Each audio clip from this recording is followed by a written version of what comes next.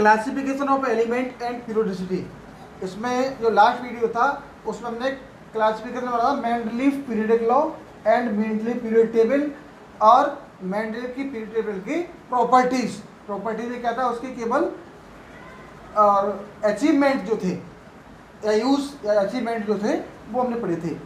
लेकिन मेंडलीफ की period table यहीं पर ख़त्म नहीं हुई, क्योंकि मेंडलीफ की पीरियड टेबल की भी कुछ कमियां थी, डिफेक्ट्स भी थे मेंडलीफ की पीरियड टेबल में। वो डिफेक्ट क्या थे? मेंडलीफ की पीरियोडिक टेबल में जो पहला डिफेक्ट था वो था position of hydrogen. Position of hydrogen in periodic table is not certain because it can be placed first albeit at 7th group. ये अब हाइड्रोजन वाला चैप्टर पढ़ेंगे, उस समय पढ़ेंगे कि उसको फर्स्ट ग्रुप में क्यों रखा जा सकता है और 7th ग्रुप में भी क्यों रखा जा सकता है। लेकिन कुल मिला के ये है कि हाइड्रोजन की जो पोजीशन है वो आज भी क्लियर नहीं है। हाइड्रोजन को फर्स्ट ग्रुप में भी रखा जा सकता है और 7th ग्रुप में भी। Both of alkali metal first A group and halogen of 7th A group, दोनों ही यानी कि एल्कली मेटल में भी रखा जा सकता है और हेलोजन में भी। ये अभी हम इसका डिस्कशन बाद में हाइड्रोजन वाले चैप्टर में करेंगे, यहाँ हम डिस्कशन नहीं करेंगे। यहाँ केवल इतना ही ध्यान रखेंगे कि हाइड्रोजन की जो पोजीशन है हमें पीरियोडिक टेबल दिखाई देगी मिलेगी, तो पीरियोडिक टेबल में हमें हाइड्रोजन फर्स्ट कॉलम में मिल जाएगा, यानी फर्स्ट ग्रुप में मिल जाएगा, पीरियोडिक टेबल का फर्स्ट एलिमेंट है। लेकिन हाइड्रोजन की वो पोजीशन फिक्स नहीं है, उसको 7th ग्रुप में भी रखा जा सकता है, और जब 7th ग्रुप में रखा जाएगा तो वहाँ भी उसकी पोजीशन एक ही रहेगी, एटॉमिक नंबर उसका चेंज नहीं होगा। एटॉमिक नंबर 1 अब भी है और 7th ग्रुप में रखने पर भी एटॉमिक नंबर 1 ही रहेगा। तो ये मेंटली इसके बारे में कुछ नहीं बता पाए, ये डिफेक्ट था उनका कि हाइड्रोजन की जो पोजीशन थी उसको क्लियर नहीं कर पाए। सेकेंड था एनामोलस पेयर ऑफ एलिमेंट।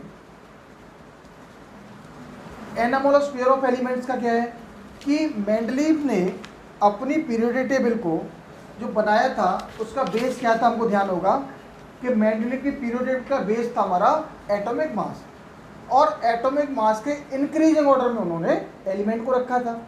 लेकिन कई जगह उनको दिक्कत आई कि उन्होंने जो ज़्यादा मास वाला एलिमेंट था उसको पहले रखना पड़ा और कम मास वाले को ज़्यादा रखना पड़ा, क्योंकि उसकी जो प्रॉपर्टीज थी वही मिल रही थी।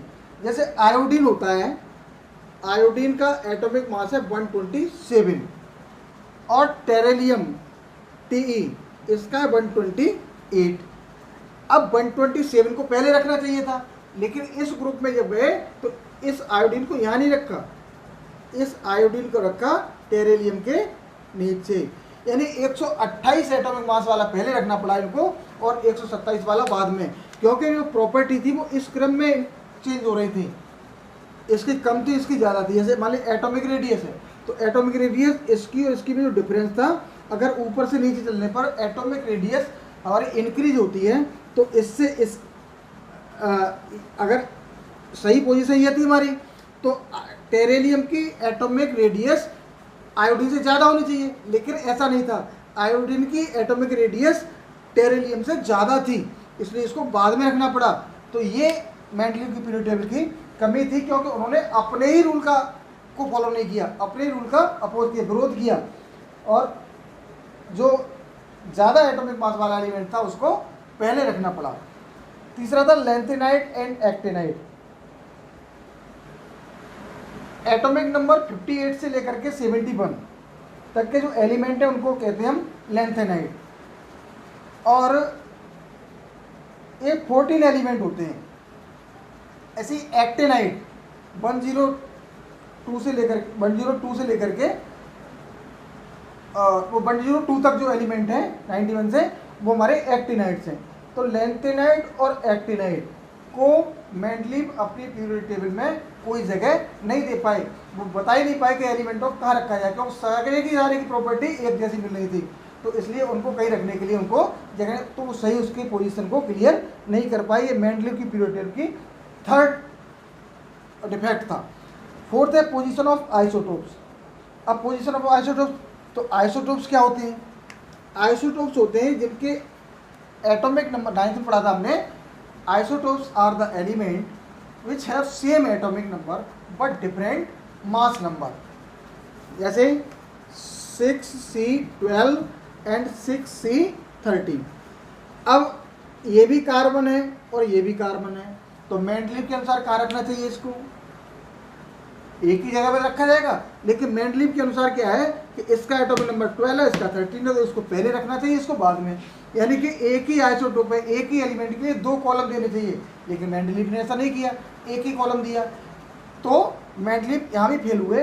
इस बात का भी मेंडलीव के पास कोई भी और राइट आंसर नहीं था कि जो आइसोटोप्स है उनको एक ही स्थान पर क्यों रखा गया।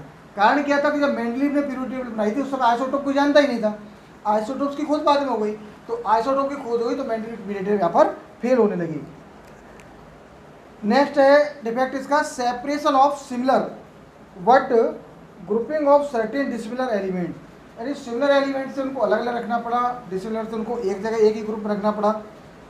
तो जैसे कॉपर और मरकरी, कॉपर और मरकरी को एक ही जगह रखना चाहिए, लेकिन उनको अलग अलग रखना पड़ा उनको एटॉमिक मास की वजह से। एंड नेक्स्ट है, और कॉपर को सिल्वर के साथ रखना पड़ा जब नहीं रखना चाहिए था। No place was assigned for the noble gas, ये हमने पढ़ लिया था कि नोबल गैस की कोई जगह नहीं थी, हालांकि बाद में वो उसका जस्टिफिकेशन आ गया था और मेंडलीव पीरियोडिक को चेंज किए, मेंडलीव की पीरियोडिक टेबल में बगैर कोई चेंज किए लास्ट में एक 0 ग्रुप जोड़ करके और नोबल गैस को रख दिया गया था। वहाँ पर मेंडलीव की प्रॉब्लम सॉल्व हो गई थी हालांकि, लेकिन ये उसकी वास्तव में कमी थी। जब इतनी कमियाँ सामने आई तो इतनी कमियों के सामने आने के बाद में और ये समझ में आया कि इसका मतलब मेंडलीव की पीरियोडिक टेबल गलत है, यानी कि इसके फायदे कम और नुकसान ज़्यादा हैं, यानी कई ऐसे प्रश्न खड़े हो गए इनका जवाब नहीं दे पाए। तो वहाँ पर एक जन्म हुआ modern periodic law. Modern periodic law और मेंडलीव पीरियोडिक लॉ में कोई डिफरेंस नहीं है, केवल एक वर्ड का डिफरेंस है, जिस वर्ड पर हम बार बार जोर दे रहे थे। मेंडलीव का लॉ क्या था कि the physical and chemical properties of an element are the periodic function of their atomic mass. लेकिन मॉडर्न पीरियोडिक लॉ में क्या हो गया है, एटॉमिक नंबर, और कोई चेंज नहीं हुआ है। The according to modern periodic law, the physical and chemical properties of an element are the periodic function of their atomic number। केवल मॉडर्न पीरियोडिक लॉ में क्या कर दिया, मेंडलीव का जो बेस था एटॉमिक मास उसको बदल के बेस कर दिया एटॉमिक नंबर। तो एटॉमिक नंबर को बेस मान करके जो मॉडर्न पीरियोडिक टेबल है वो बनी है हमारी, वो शायद हम नेक्स्ट वीडियो में पढ़ पाएंगे।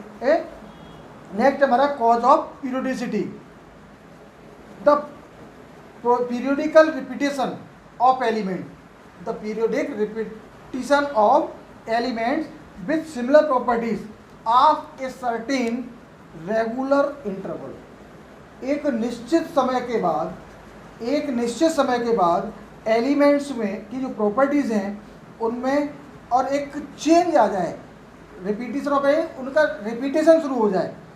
When the elements are arranged in order of increasing atomic number is called periodicity।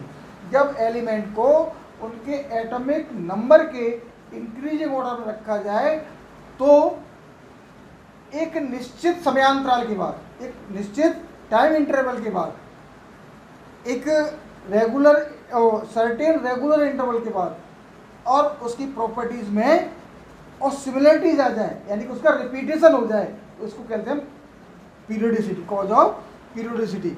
It has been pointed out that if the element are arranged in order of increasing atomic number, the element with similar properties are repeated after regular interval.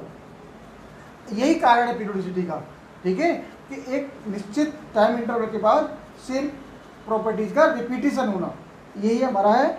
अब हम next video जो पढ़ेंगे वो modern periodic law और table के बारे में पढ़ेंगे क्या है।